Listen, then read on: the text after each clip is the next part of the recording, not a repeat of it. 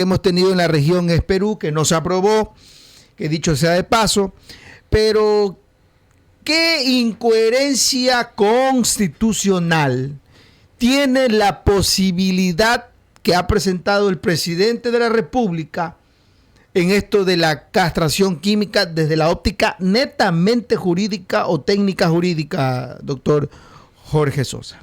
Bueno, gracias por la entrevista.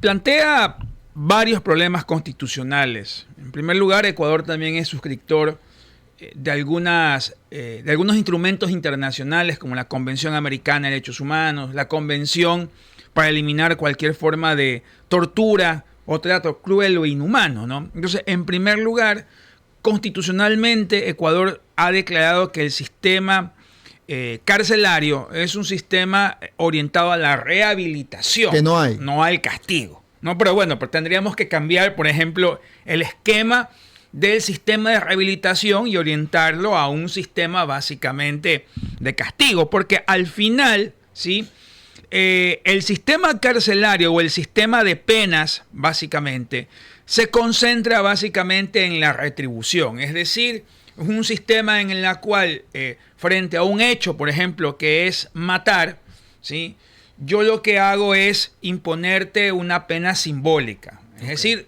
elimino el ojo por ojo, diente por diente, porque obviamente, si vamos a, bueno, tú violas y por lo tanto, digamos que te castro químicamente, en el fondo, ¿sí?, estamos obviamente rompiendo el principio constitucional del sistema de rehabilitación. La pena es para rehabilitar. Pero esta gente no se rehabilita, dicen algunos especialistas. De acuerdo, tendríamos que cambiar el sistema y obviamente tendríamos que salir de algunas convenciones internacionales como la Convención Americana de Derechos Humanos o la Convención para eliminar toda forma de tortura o trato cruel o inhumano, porque al final la castración química, sí, es básicamente un castigo, no un proceso de rehabilitación. Y tienes también el segundo problema, que como es un tratamiento médico, ¿sí?, tú no tienes cómo forzar a un individuo que no está mentalmente discapacitado, tú no puedes forzar al individuo a que se autoaplique un tratamiento que incluye o ya sea inyecciones o ya sea obviamente un tratamiento por la vía oral, porque obviamente, pues, para que la ciudadanía sepa, no es que le castran los genitales, ¿no?, sino que es un tratamiento médico, ¿sí?, que técnicamente o aparentemente lo que hace es inhibir hormonalmente al individuo y lo pone básicamente en un estado de no tener deseo sexual. Aunque también es discutible, porque no se ha verificado la eficacia del tratamiento, pero ahí hay un par de problemas constitucionales que tendría el presidente de la República en el momento en que ya ha presentado el proyecto, que también tiene que ver con el registro de un registro de violadores privado. En ese sentido, la Corte Constitucional ya emitió un criterio sobre el registro que lo declaró inconstitucional. Así es. Pero un momentito, 8 de la mañana, 15 minutos. En el tema, la Corte Constitucional, entiendo yo, tiene que allanar el camino o no permitir que esto avance, pues es una reforma que ha presentado el presidente de la República o presentaría en los próximos días. Esto que usted menciona, las convenciones, los acuerdos internacionales, los acuerdos que tenemos firmados en Provida y todo esto, imposibilitaría el camino para que dentro de la Corte Constitucional pueda ser positivo el tema de la castración química.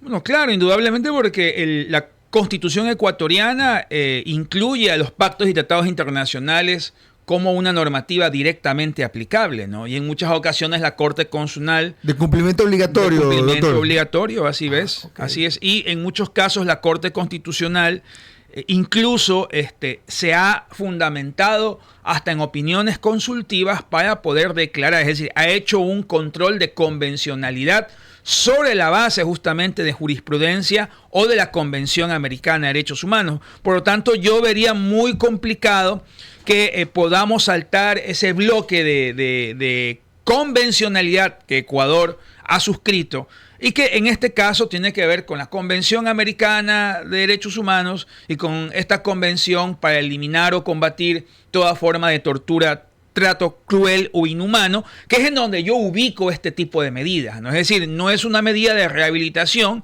es una medida de castigo, sí, que está expresamente prohibida por los pactos y tratados internacionales, especialmente el que menciono, y porque de alguna manera el sistema de penas en el Ecuador es un sistema orientado a la rehabilitación y no al castigo, y eso también tendríamos un poco que cambiar o modificar constitucionalmente. 8 de la mañana, 17 minutos. Doctor Jorge Sosa Mesa, especialista constitucional.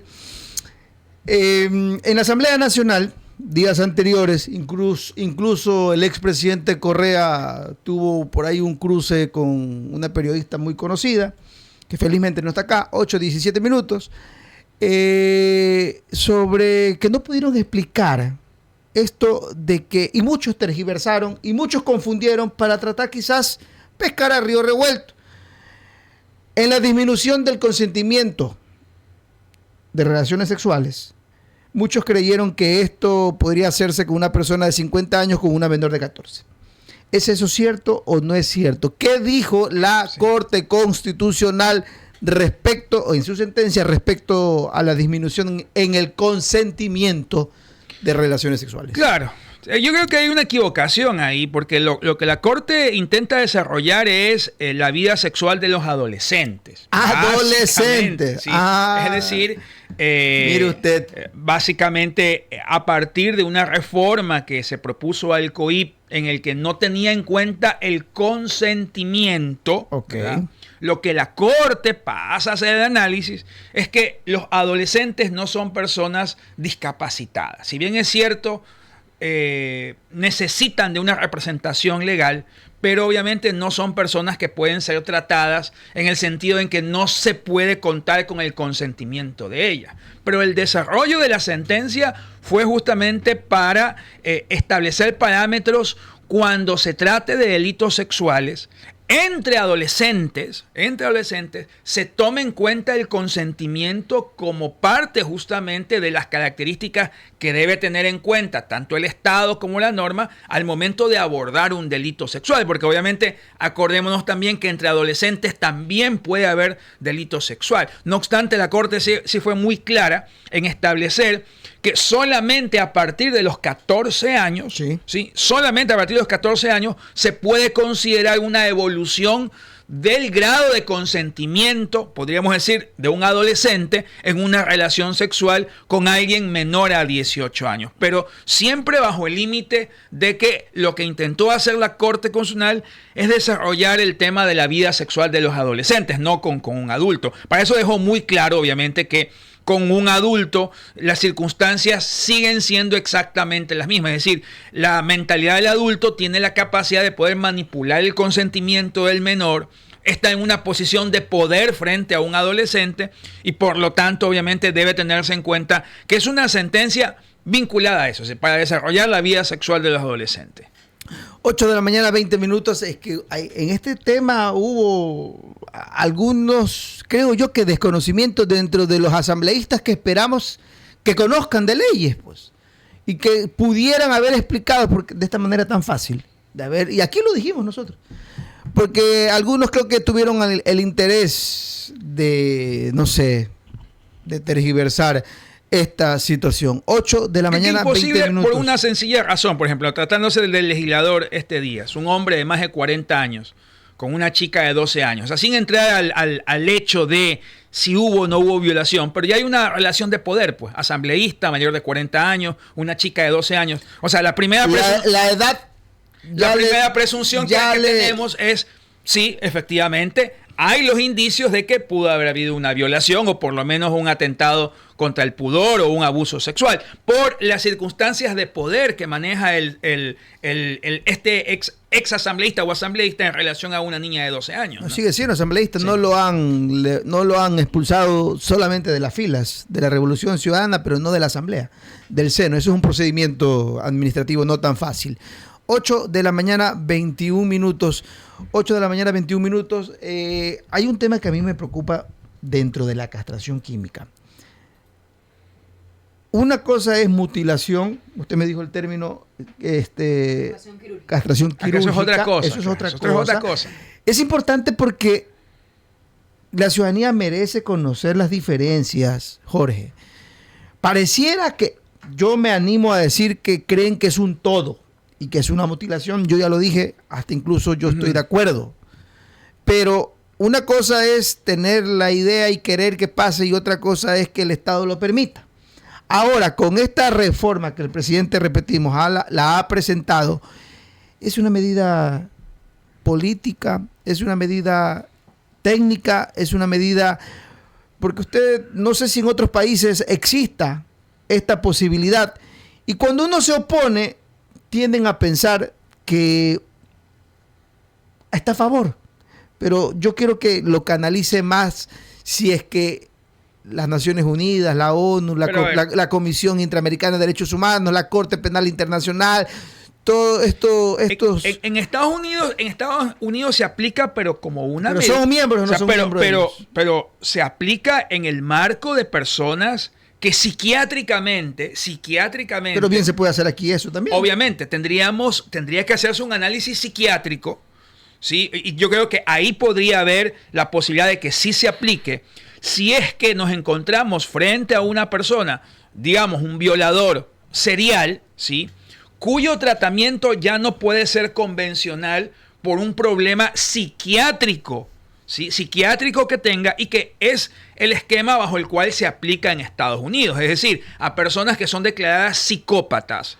Es decir, que no hay enfermos mentales. Que no hay posibilidad de una rehabilitación convencional, y son por regla general tratados este tipo de personas en psiquiátricos. Ojo, que si yo voy al tema de que un violador podría en algún momento aplicarse este tratamiento bajo el esquema de la psiquiatría, implicaría también de que no es imputable para poder cumplir una pena, merecedor de una pena, en un centro de rehabilitación, sino en un centro psiquiátrico, que es lo que usualmente pasa en Estados Unidos y en Norteamérica, que muchos de estas personas que son violadores en serie terminan obviamente en un centro psiquiátrico, recluidos bajo este tipo de tratamiento. Claro, ahí sí, forzados en muchas ocasiones, porque los forzan obviamente a tomar las pastillas oralmente o a las inyecciones. Pero el esquema es distinto al de una pena convencional en un centro de rehabilitación. Sí, es decir, la aplicación de este tipo de tratamiento debería dárselo, si es que se llega a aprobar, dentro del esquema de que nos encontramos frente a una persona que no puede cumplir una pena convencional, ¿sí?, que está declarado psiquiátricamente incapaz de asumir una responsabilidad, y obviamente ahí podría aplicarse el tratamiento de castración química, pero en un centro psiquiátrico. Eso es como se hace, por ejemplo, en el país que tenemos de referencia, que es los Estados Unidos de Norteamérica, ¿no? Perfecto. 8 de la mañana, 24 minutos. Creo que ayer el doctor Yepes mencionó, en Londres ya los médicos han acordado que a estas personas se le aplique esta castración química. Primer mundo mencionó. 8:25 minutos, Galito Mayanza, doctor, queremos agradecerle por aceptar esta entrevista en un tema tan importante que va a dar mucho que hablar de aquí hasta diciembre, que sea la consulta, va a dar muchísimo de qué hablar. 8:25 minutos, sí. Erika Franco en Exteriores, vamos con usted, Erika, desde Unión Radio 580 AM. La cadena de la Unión, buenos días, compañeros en estudios, buenos días a quienes están en sintonía de la primera emisión de Unión Noticiosa, efectivamente, en la Universidad